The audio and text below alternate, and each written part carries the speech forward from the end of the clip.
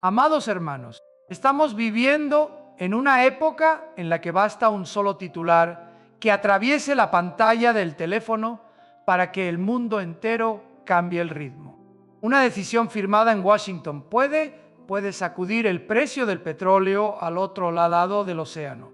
Un temblor social en Teherán puede provocar reuniones urgentes en muchas capitales. Un giro brusco en Caracas puede dejar a La Habana sumergida en la oscuridad. Y al observar esta cadena de acontecimientos, muchos dicen que es solo geopolítica, solo economía, solo el azar de la historia. Pero hoy me pongo delante de ustedes para decirles esto con toda claridad. La Biblia no nos permite mirar la historia con ingenuidad. La Biblia no presenta al mundo como un montón de hechos sueltos. La palabra de Dios nos enseña que hay una mano soberana que sostiene el tiempo y que hay un orden invisible que se está levantando en medio de los titulares ruidosos de cada día. Nosotros no adoramos las noticias, no corremos detrás del pánico, tampoco nos arrullamos con la idea de que todo estará bien.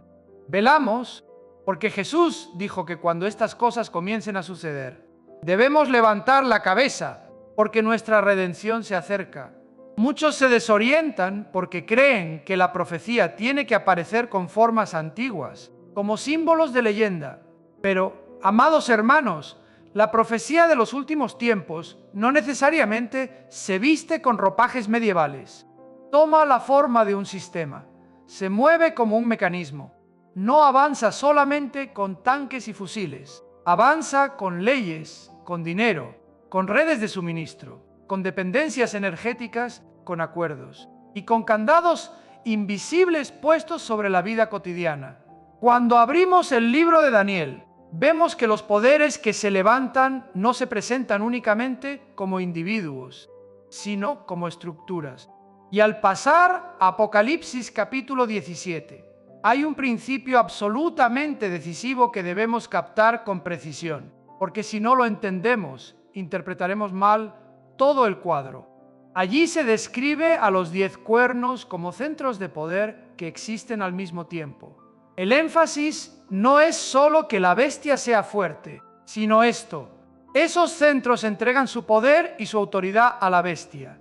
Es decir, el poder no solo se arrebata por la fuerza, también se transfiere por consentimiento, por elección, por una decisión colectiva en medio de la crisis. Así se edifica el sistema del tiempo final. Se le hace creer a la humanidad que está escogiendo seguridad, pero en realidad está firmando su rendición. Y ahora quiero que miren con atención un recorte concreto del tablero, para que vean cómo opera ese mecanismo en la actualidad. Aquí nos vamos a concentrar únicamente en el efecto dominó de 3 eslabones: Irán, Venezuela y Cuba. No quiero que ustedes vean estos 3 nombres como titulares que pasan y se olvidan. Quiero que los vean como 3 fichas colocadas en línea. El dominó no cae porque cada ficha tenga ganas de caer. Cae porque alguien tocó la primera y la estructura ya estaba preparada para que las siguientes no tuvieran fuerza para permanecer en pie.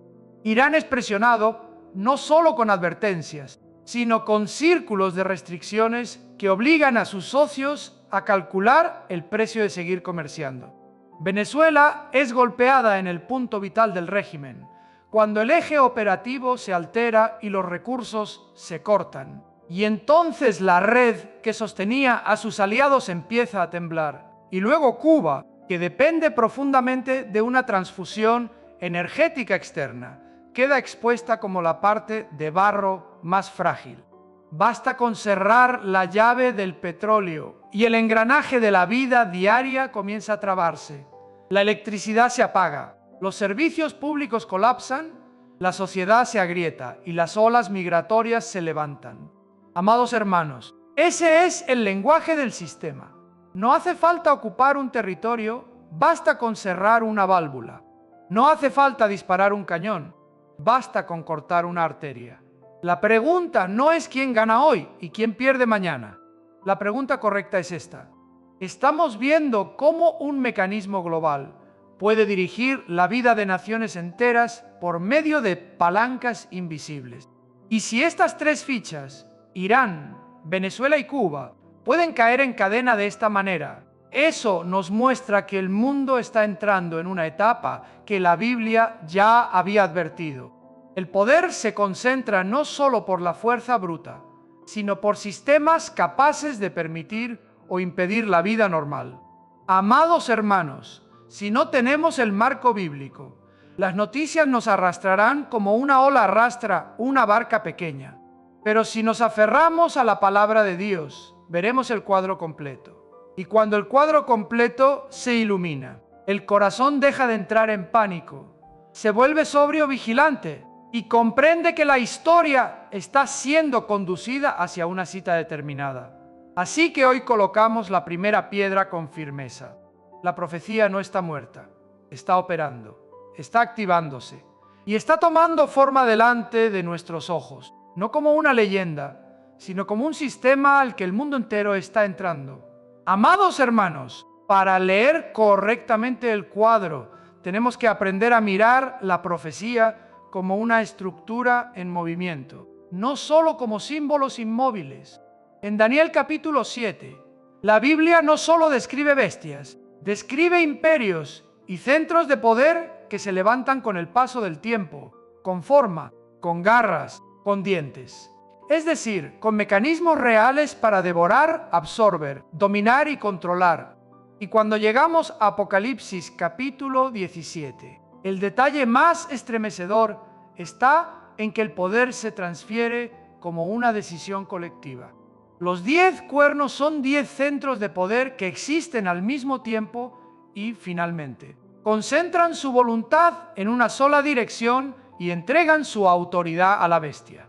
El sistema del tiempo final no llega únicamente por la violencia, llega por la legalización, por el acuerdo, por la necesidad de estabilidad en medio del caos. Ahora miren con atención estos tres eslabones, Irán, Venezuela y Cuba, como una lección contemporánea de cómo el sistema aprieta el lazo y hace caer el dominó. El 12 de enero de 2026, el presidente de los Estados Unidos, Donald Trump, anunció que cualquier nación que hiciera negocios con Irán enfrentaría un arancel del 25% sobre todo su comercio con los Estados Unidos. Esto ya no es una sanción dirigida solamente a Irán. Es un cerco que arrastra a toda la red de socios a la misma presión y obliga a cada país a calcular el costo de pararse en uno u otro lado. ¿Lo ven? Este es el lenguaje del sistema. No golpea solo un objetivo, rediseña la conducta de un conjunto entero de poderes alrededor de ese objetivo. Cuando un centro es empujado a la esquina, los centros vinculados o dependientes comienzan a temblar. A principios de enero de 2026, la captura de Nicolás Maduro por parte de los Estados Unidos abrió un giro brusco en el tablero venezolano y encendió un debate intenso dentro del propio Congreso estadounidense sobre autoridad de guerra e intervención. Y, amados hermanos, independientemente del lente con el que alguien interprete ese hecho, hay una realidad innegable. Si el eje de Venezuela se dobla, la corriente de energía y la corriente de patrocinio que a Caracas venía distribuyendo a sus aliados queda bajo control o queda cortada. Y cuando el petróleo, la sangre de la economía, se cierra, las estructuras que vivían de esa transfusión quedan expuestas. Por eso Cuba se vuelve el ejemplo más claro de la parte de barro. El 11 de enero de 2026, Trump declaró que ya no habría petróleo ni dinero fluyendo hacia Cuba. Y desde Florida se levantaron análisis y advertencias de que al bloquearse el suministro venezolano, se abría una realidad posterior en la que la crisis cubana se profundizaría de manera dramática. Amados hermanos, esto es lo que quiero que la congregación entienda con precisión. Las caídas de nuestro tiempo pueden no comenzar con el estruendo de un cañón. Comienzan cuando una nación es desconectada del sistema que la mantenía en pie. Se va la electricidad, Se traban los servicios, se paraliza el transporte, se agrieta la sociedad, la gente huye. Y llega un momento en que el Estado ya no tiene capacidad para sostener el orden. No hace falta ocupar un territorio, basta con cerrar una llave. No hace falta disparar, basta con cerrar una arteria. Y cuando colocamos estos tres eslabones uno junto al otro, aparece una ley fría del tiempo final. El sistema no solo presiona al enemigo, exige que todos escojan, exige alineamiento, exige aceptación de un nuevo orden para poder respirar, para poder comprar, para poder vivir con normalidad. Aquí es donde la frase bíblica sobre el poder entregado se vuelve aterradora, porque el miedo y el cansancio de la humanidad pueden convertir la rendición en una decisión razonable a los ojos de la mayoría. A medida que los centros de poder ajusten su posición, no solamente para proteger intereses, sino para preparar una forma de control más profunda sobre el planeta, el mecanismo se hará cada vez más visible para el que tiene ojos abiertos y corazón sobrio. Amados hermanos, si queremos entender por qué un efecto dominó puede sacudir naciones enteras con solo cerrarles la fuente de vida, tenemos que volver a un fundamento que Dios colocó en Daniel capítulo 2. Nabucodonosor vio una estatua gigantesca, y lo que quiero que graben en su mente es precisamente la parte de las piernas y los pies. Hierro mezclado con barro, una imagen de fuerza y fragilidad al mismo tiempo. Dura como un imperio, quebradiza como una sociedad agrietada por dentro. El hierro, en el curso de la historia y en la manera en que muchos interpretan la profecía, está ligado al Imperio Romano. Roma fue una maquinaria de disciplina, de leyes, de infraestructura, de poder militar, un sistema capaz de organizar el mundo mediante el orden. Pero Dios nos muestra algo sorprendente. Al final de la estatua no aparece el oro ni la plata, sino el regreso del hierro, pero ya no puro. El hierro está mezclado. Necesita el barro para sostenerse, pero el mismo barro lo vuelve vulnerable. Y aquí quiero hablar con absoluta claridad. El sistema del tiempo final no es una sola superpotencia aislada. Es una red de bloques fuertes y débiles entrelazados. Una unión en la que cada parte tiene condiciones para existir, pero también puntos de ruptura para desplomarse. Miren el mundo actual. Vivimos en la era de alianzas, de bloques, de dependencias mutuas. La energía circula por rutas marítimas. Las cadenas de suministro cruzan varios países. Las finanzas pasan por sistemas bancarios y estándares internacionales. Y basta con que se cierre un solo botón para que muchos engranajes se traben. Eso es hierro y barro. El hierro es la fuerza estructural, la legislación, la tecnología, la presión económica. El barro es la fragilidad de la base social, la dependencia energética, la falta de autonomía, las grietas políticas y morales que hacen que una nación no necesite ser atacada para quebrarse. Por eso, cuando hablo del dominó Irán, Venezuela y Cuba, no estoy simplemente narrando una secuencia de hechos. Les estoy señalando una ley. Cuando un eslabón que bombea oxígeno al siguiente es alterado, las partes de barro quedan expuestas de inmediato. Cuba no se derrumba porque la bombardeen. Se derrumba porque se le cierra la transfusión, y esa es la guerra del sistema.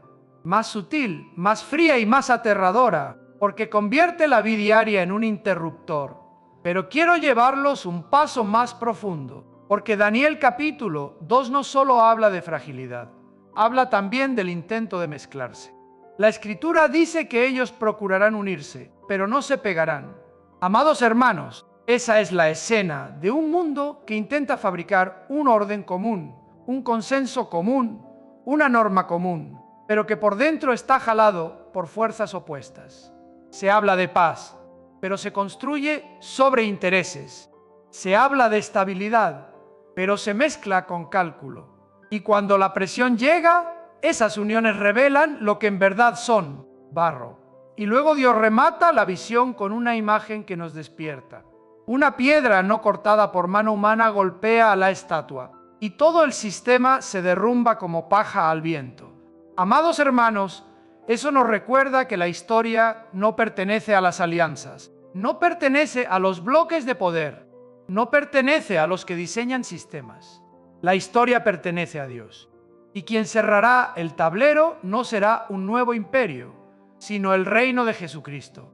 Así que cuando vemos a naciones débiles tambalearse por perder petróleo, por perder flujo financiero, por perder puntos de apoyo, no solo estamos viendo crisis, estamos viendo el cuadro de Daniel capítulo 2 expresado en lenguaje moderno.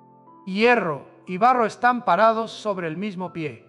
Y cuanto más avance el mundo hacia la dependencia del sistema, más temerá los cierres de válvulas, y ese mismo temor hará que muchos acepten un orden de control más estricto a cambio de una sensación de seguridad. Con esta perspectiva, ustedes entienden por qué una ficha pequeña puede arrastrar a una ficha grande.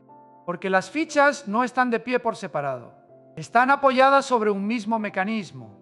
Amados hermanos, si hay un nombre en la Biblia que nos obliga a detenernos con seriedad cuando hablamos del tiempo final, ese nombre es Persia. Y en el lenguaje de la historia moderna, Persia es Irán.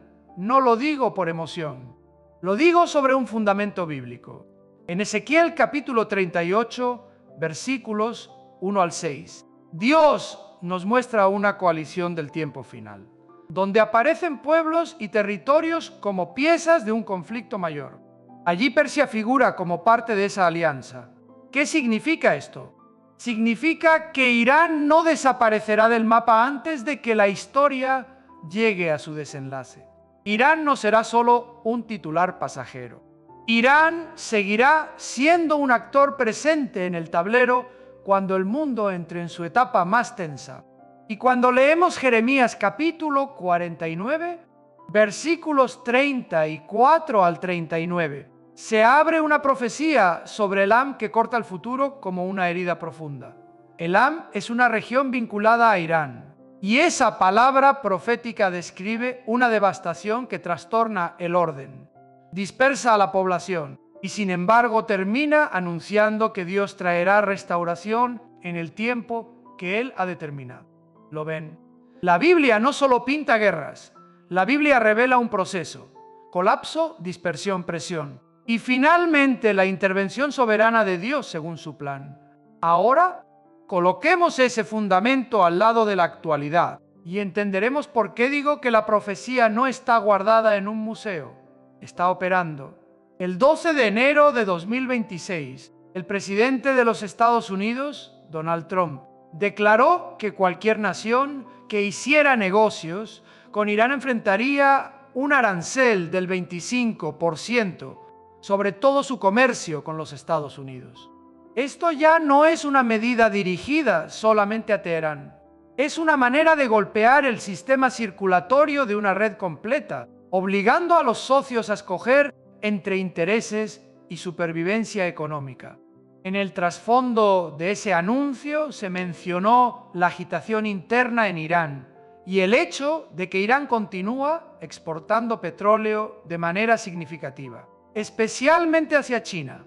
Y cuando la presión se acumula así, Irán hace lo que la lógica del tiempo final nos permite anticipar. Irán no se refugia en el aislamiento. Irán es empujado a profundizar sus vínculos con los polos que buscan resistir el orden impuesto desde afuera. Y quiero que vean una señal concreta. El 10 de enero de 2026, China, Rusia e Irán iniciaron un ejercicio naval llamado Will for Peace 2026 dentro del marco de BRICS Plus, en aguas cercanas a Sudáfrica. Esta imagen es fría. Cuando la presión económica y política aumenta, también se hacen más visibles los ejes de coordinación militar y el mensaje simbólico de las alianzas. Algunos lo llamarán advertencia, otros lo llamarán demostración, otros lo llamarán simple entrenamiento. Yo quiero que capten lo esencial. El mundo está formando núcleos de poder que saben encontrarse, saben apretarse y saben prepararse para no ser estrangulados por un sistema controlado por otros. Aquí aprendemos algo crucial sobre cómo funciona el mecanismo. Cuando un centro es presionado por aranceles y aislamiento financiero, buscará salida por medio de alianzas. Cuando una ruta comercial es amenazada, se intentará construir otra. Cuando a una nación se le pone frente a una elección, tenderá hacia el lado que le garantice sobrevivir.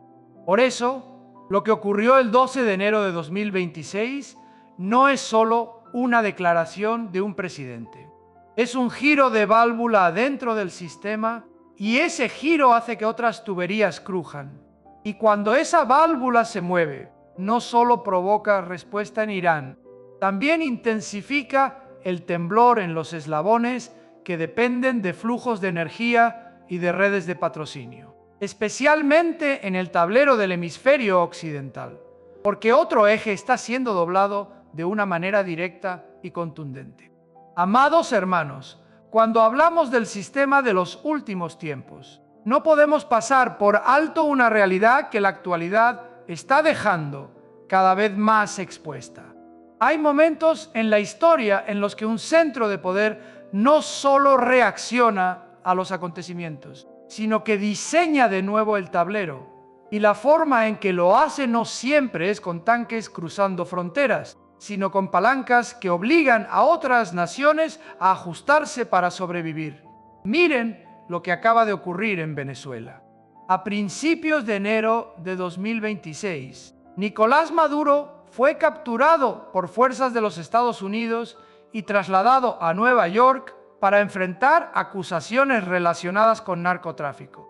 En ese mismo periodo, Washington nombró a un nuevo jefe para la unidad encargada de Venezuela desde la embajada estadounidense en Bogotá y dejó claro que la misión consistía en ejecutar un plan de estabilización por etapas, además de explorar la posibilidad de reabrir gradualmente la presencia diplomática en Caracas.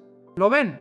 Esto no es solo una acción punitiva, es una manera de reconfigurar la estructura del poder dentro de un país y desde ahí producir ondas que se expanden por toda la región.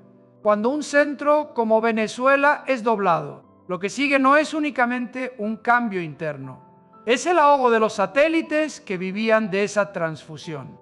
Y aquí Cuba se vuelve el cuadro más evidente. El 12 de enero de 2026 se registró que el presidente Trump declaró que ya no habría petróleo ni dinero fluyendo hacia Cuba, al mismo tiempo que presionaba para que La Habana considerara un acuerdo. Este es el lenguaje del sistema. Se toca un punto y toda la red tiembla. Quiero que entiendan la diferencia entre la guerra del siglo pasado y la guerra de la era del sistema. Antes, se conquistaba una ciudad, se levantaba una bandera, se colocaban tropas. Hoy se cierra el flujo de energía, se cierra el flujo financiero, se cierran las puertas del comercio y entonces la población dentro del país entra en pánico, se divide, se desgasta y comienza a exigir una salida. Y cuando la gente es empujada a la desesperación, está dispuesta a entregar poder a cualquiera que le prometa estabilidad. Esa es la sombra de Apocalipsis capítulo 17, donde la autoridad es entregada porque muchos creen que es el camino para seguir vivos. Amados hermanos, yo no les digo que veamos a los Estados Unidos como el único personaje de toda la profecía. Les digo que observen un principio.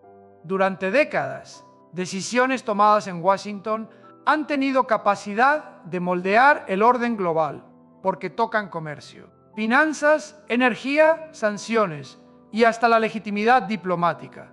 Y cuando vemos que varias palancas se activan al mismo tiempo, Irán es presionado con aranceles y aislamiento de socios. Venezuela es reconfigurada mediante un acto que sacude al mundo. Cuba es desconectada de su transfusión. Entonces estamos viendo una arquitectura de poder funcionando como sistema, no como movimientos aislados. Lo más inquietante es que el mundo se está acostumbrando a la idea de que la estabilidad vale más que la libertad, de que la seguridad vale más que la conciencia, de que mientras haya electricidad, combustible y mercancía, se pueden tolerar candados invisibles cada año más apretados. Y cuando ese hábito se extiende, Otros centros de poder no se quedarán quietos. Buscarán válvulas de escape, construirán alianzas, intentarán responder o intentarán negociar. Y en ese punto, los nombres que muchos creían de trasfondo comienzan a subir al escenario. Y veremos con más claridad por qué Moscú y Pekín no son meros espectadores, sino actores que están calculando su posición dentro del cuadro del tiempo final. Amados hermanos, si Venezuela es la gran válvula que hace temblar a toda la región, Cuba es el lugar donde vemos con mayor claridad la naturaleza del barro en el pie de la estatua. Quiero que miremos a Cuba no solo como una isla, sino como un laboratorio de la dependencia. Cuando una sociedad vive de una transfusión externa, puede parecer estable en tiempos tranquilos, pero basta con que se corte esa transfusión para que todo quede expuesto. El 11 de enero de 2026, el presidente Donald Trump declaró que ya no habría petróleo ni dinero fluyendo hacia Cuba. Dejen que esa frase caiga en el corazón como un cerrojo, porque en la era del sistema, a veces una frase no es solamente palabras, es una acción. No es un comunicado, es un giro de corriente. Y cuando la corriente se tuerce, quien sufre no es el eslogan, sufre la vida diaria. ¿Qué ocurre cuando se cierra la energía? La electricidad puede desaparecer 15 horas, 18 horas, 20 horas al día. El agua potable se vuelve un problema. Los hospitales carecen de equipo y de medicinas. El transporte se paraliza. Los alimentos no se distribuyen. Las fábricas no funcionan. Las escuelas abren y cierran sin estabilidad. La gente no necesita escuchar un discurso para saber que el futuro está siendo estrangulado. Basta con ver la oscuridad sobre la ciudad y oír cómo los generadores se apagan uno tras otro. Amados hermanos, ese es un derrumbe sin disparos. Es el derrumbe de un sistema cuando le arrancan el enchufe. Y es aquí donde comprendemos con más profundidad lo que hemos venido diciendo. No hace falta ocupar, basta con cerrar una válvula. No hace falta bombardear, basta con cortar una arteria. Este es el lenguaje del poder en el mundo nuevo. Obliga a las personas a escoger.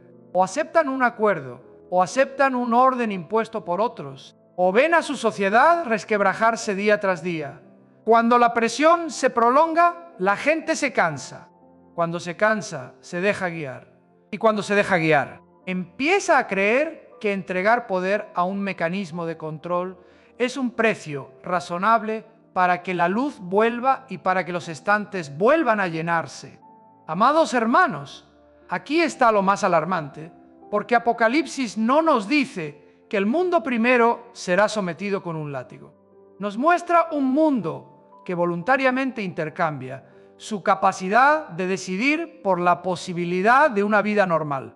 Y Cuba nos está mostrando cómo se fabrica esa voluntariedad.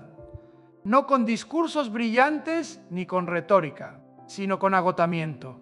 Cuando la gente está agotada, una llave que abre un almacén de comida puede convertirse en ídolo. Una ruta de suministro puede convertirse en salvación. Una firma puede convertirse en pan. Por eso, cuando vemos a Cuba tambalearse, no debemos quedarnos solamente en la compasión. Tenemos que entender la lección que Dios está dejando ver a esta generación por medio de la actualidad. Una civilización profundamente dependiente del sistema será profundamente controlada por el sistema. Y cuando los centros de poder descubren que pueden hacer que una sociedad entera se arrodille con solo apretar energía y dinero, otros centros no se quedarán quietos, porque nadie quiere ser el siguiente al que le cierren el cuello en el tablero. El temblor de Cuba, entonces, no se queda en el Caribe. Envía una señal clara a los que buscan puntos de apoyo en el hemisferio occidental, especialmente a las potencias que durante años construyeron influencia con armas, asesores y acuerdos de trasfondo. Y veremos cómo reaccionan cuando esos puntos de apoyo comienzan a moverse bajo sus pies. Amados hermanos, cuando una válvula se cierra en el Caribe, no solo las islas lo sienten, También las potencias que han echado raíces en el hemisferio occidental escuchan el temblor desde lejos. Y aquí tenemos que mirar a Rusia con sobriedad, porque Rusia no camina con el ruido de los eslóganes, Rusia camina con puntos de apoyo. Rusia entiende que para contrapesar a Washington necesita anclas fuera de su patio, lugares donde pueda sostener presencia lo bastante cerca para generar presión y lo bastante lejos para evitar una confrontación directa. Durante años, Venezuela ha sido un punto de apoyo así.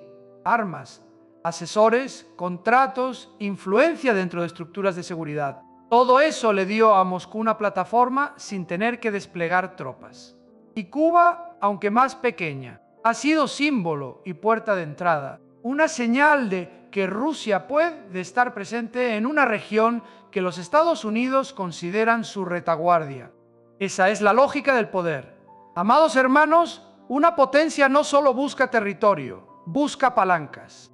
Ahora bien, cuando el eje de Venezuela es doblado con fuerza, cuando los recursos cambian de dirección, cuando a Cuba se le corta la transfusión, eso no es solamente un hecho regional, es un mensaje estratégico. Es decirle al mundo que los puntos de apoyo pueden desmontarse sin disparar un solo tiro. Es mostrar que una red de influencia puede debilitarse con los interruptores del sistema, con petróleo, con dinero, con diplomacia, con sanciones. Y si eso ocurre, Rusia queda frente a un problema enorme. ¿Cómo sostener un ancla cuando le quitan el oxígeno? ¿Cómo responder cuando una respuesta fuerte puede traer un costo que Rusia no quiere pagar? ¿Cómo guardar silencio sin perder el rostro, pero también sin perder la plataforma? Amados hermanos, aquí debemos recordar el principio de Apocalipsis capítulo 17. Los centros de poder no siempre se lanzan uno contra otro como dos toros enfurecidos. Muchas veces ajustan su posición. Ceden, retroceden, negocian, buscan una forma de transferir poder sin perder intereses. Y ese ajuste es precisamente lo que hace peligroso al sistema del tiempo final, porque produce sensación de normalidad, crea la ilusión de que todo está siendo administrado, cuando en realidad los bloques están formando fila para entregar autoridad a un mecanismo mayor. Y cuando Rusia se ve obligada a calcular así en el hemisferio occidental, entiendan que también calculará en otros frentes. Una potencia empujada a replegarse en un lado buscará compensar en otro. Una potencia que pierde un punto de apoyo cerca del adversario buscará un punto de apoyo cerca de otro objetivo. Esa es la lógica fría del tablero. Por eso, lo que está ocurriendo alrededor de Venezuela y Cuba no es solo una historia de petróleo y electricidad. Es una historia de líneas de influencia cortadas, de tendones geopolíticos tensados y de decisiones que están siendo forzadas a moverse con mayor velocidad. Y precisamente bajo esa presión veremos con mayor claridad algo. Rusia puede no aparecer todos los días como protagonista en los titulares, pero siempre aparece en los nudos, en los lugares donde el poder se negocia, donde el orden se reacomoda. Y cuando uno aprieta una válvula, el otro no se queda quieto. Buscará abrir otra válvula, construir otra salida o empujar el tablero hacia un lugar donde el mundo entero se vea obligado a mirar, porque allí otra potencia está jugando, en silencio, una partida de largo plazo. Amados hermanos, cuando miramos hacia China, tenemos que entender un principio básico de cómo Pekín ejerce el poder. China no suele apostar con embestidas frontales. China juega con el tiempo, con los flujos, con la infraestructura, con la deuda, con el comercio, con corredores logísticos y con sistemas de pago. Si los Estados Unidos aprietan una válvula, China no necesariamente intenta romper esa válvula de inmediato. China busca otra tubería. Si una puerta se cierra, China construye una puerta nueva. Y cuando el mundo se cansa de crisis tras crisis, lo que China aprovecha no es solo el vacío de poder, sino la necesidad de supervivencia de las naciones más pequeñas. Esto se está viendo con claridad en el cuadro de Irán, Venezuela y Cuba. Irán es presionado con un cerco que ya no apunta solamente a Teherán, sino a cualquiera que siga comerciando con Teherán. Venezuela es doblada con un acto que sacude a toda la región. Cuba es desconectada de su transfusión y comienza a tambalearse en la oscuridad. En esa cadena, China reacciona como un actor que calcula intereses. Condena, envía señales, pero también mide para no ser arrastrada a una confrontación directa, porque una confrontación directa podría quebrar lo que viene construyendo durante décadas. Quiero que vean la doble cara de esa estrategia. Por un lado, China expande influencia con inversión, con financiamiento, con proyectos, con infraestructura, con foros y con bloques de cooperación. China presenta una invitación que suena muy atractiva para países que están asfixiados. Habla de desarrollo, de conexión, de oportunidades de un orden multipolar. En medio de la escasez, un puente nuevo, un puerto nuevo, una línea de crédito, un contrato para comprar petróleo pueden parecer un salvavidas. Y aquí está lo peligroso, porque ese salvavidas casi siempre trae una cuerda. La cuerda de la obligación, de la dependencia, de condiciones y de silencios forzados cuando el acreedor habla.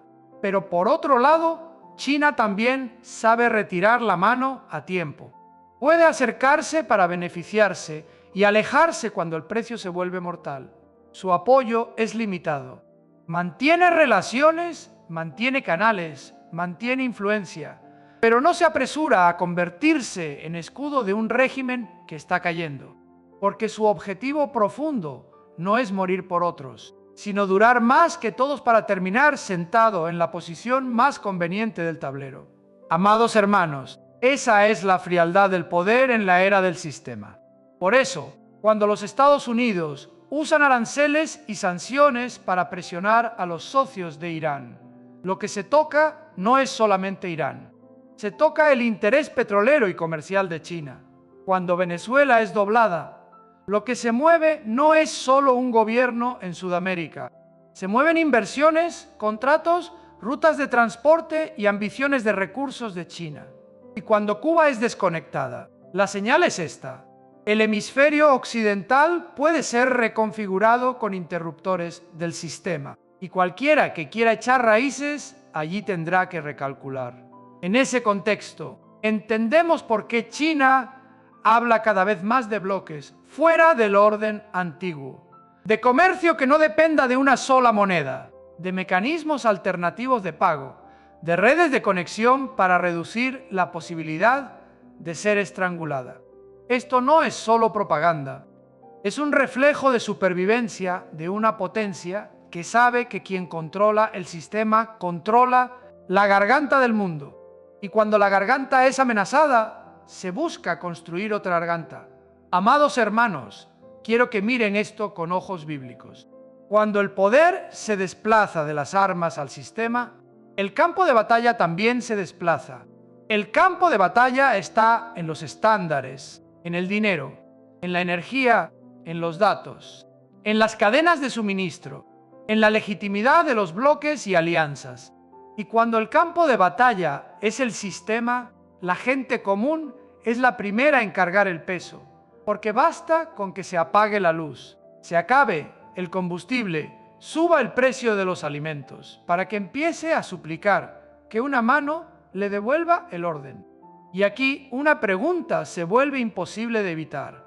Si los centros de poder del mundo están aprendiendo a protegerse con sistemas, y si los pueblos están siendo empujados al cansancio y al miedo, entonces, ¿a quién estarán dispuestos a entregar autoridad a cambio de estabilidad? Aquí tocamos el núcleo más estremecedor del cuadro de Apocalipsis, no porque esté lejos, sino porque se acerca a través de decisiones humanas que parecen, a simple vista, perfectamente razonables. Amados hermanos, ahora tenemos que tocar el punto nuclear de todo el cuadro, porque si se entiende mal este punto, se entiende mal todo el tiempo final. Muchos imaginan que el anticristo aparecerá y arrebatará el poder por pura fuerza, y que el mundo será arrastrado como esclavo. Pero Apocalipsis capítulo 17 nos presenta una lógica aún más aterradora. El poder es entregado. Los centros de poder transfieren su autoridad voluntariamente. Esto no es solamente una escena política. Es un diagnóstico espiritual sobre la naturaleza humana cuando es empujada al borde por la crisis. Escuchen con precisión. Los 10 cuernos no son forzados primero. Se ponen de acuerdo. Tienen un mismo pensamiento. Y entregan su poder y su autoridad a la bestia hasta que se cumplan las palabras de Dios. Amados hermanos, la Biblia está diciendo que llegará un momento en que los bloques de poder del mundo, por interés, por miedo, por cálculo de supervivencia, considerarán razonable concentrar la autoridad en un mecanismo central. En lugar de que cada nación cargue su responsabilidad, buscarán un modelo de gobierno común.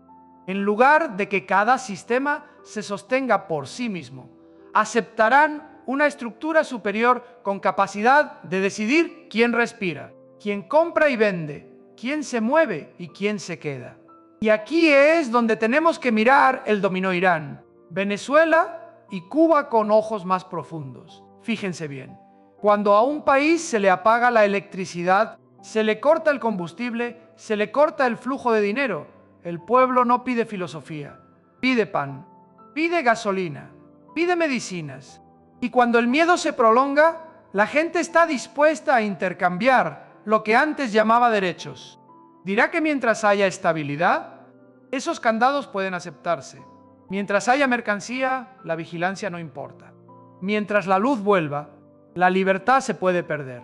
Amados hermanos, así se fabrica la voluntariedad. No hace falta un ejército ocupando el planeta. Basta con un mundo exhausto y un mecanismo que promete orden. Y lo digo con toda seriedad. Cuando el ser humano se acostumbra a ser dirigido por sistemas, termina viendo el control como normal. Dirá que todos lo hacen, que todos se someten, que eso es progreso. Pero la Biblia ya llama a eso el camino que prepara la entrega de autoridad a la bestia. Ni siquiera necesitamos imaginar escenarios lejanos para ver que el suelo de esto ya se está vertiendo.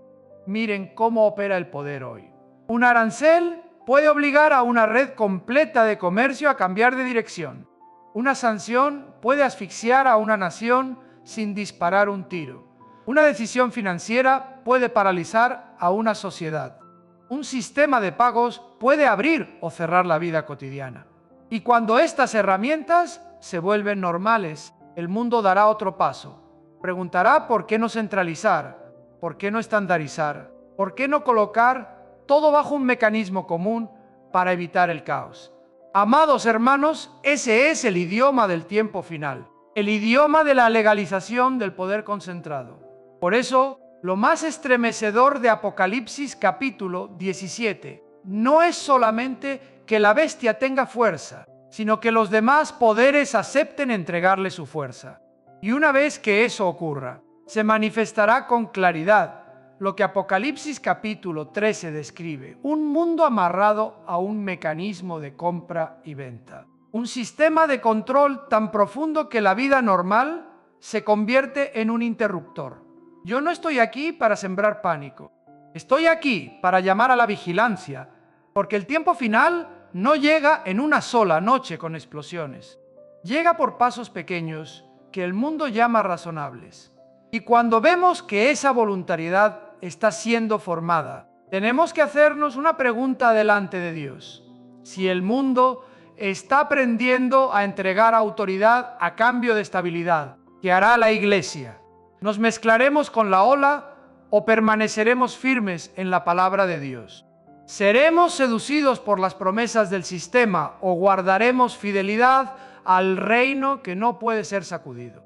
Amados hermanos, después de mirar este cuadro, quiero terminar con lo más importante, porque el propósito de la profecía no es convertirnos en adictos a las noticias ni encerrarnos en el miedo.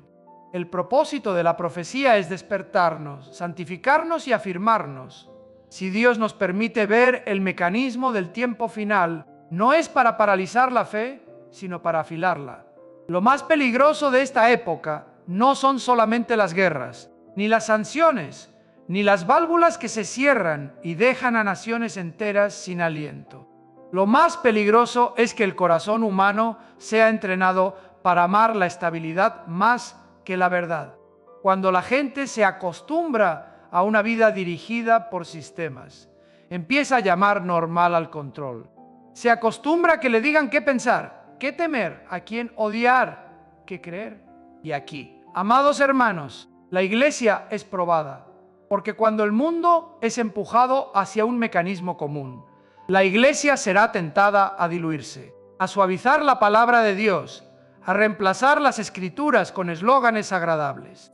Lo digo con dolor. Una apostasía está avanzando como niebla, no con estruendo, no rompiendo puertas, sino penetrando lentamente en el alma. En muchos lugares ya no se predica el pecado, ni la cruz, ni el arrepentimiento, ni la santidad. Se predica el desarrollo personal, se predica el éxito, se predican emociones. Y cuando la iglesia pierde el fuego de la verdad, la iglesia se vuelve parte del sistema. Una religión inofensiva, fácil de controlar, fácil de mezclar, fácil de poner bajo un paraguas común. Amados hermanos, miren esta señal con ojos espirituales. Cuando el mundo empieza a hablar cada vez más de unidad religiosa, de diálogo interreligioso, de una casa común de las fes, suena hermoso. Habla de humanidad, habla de respeto.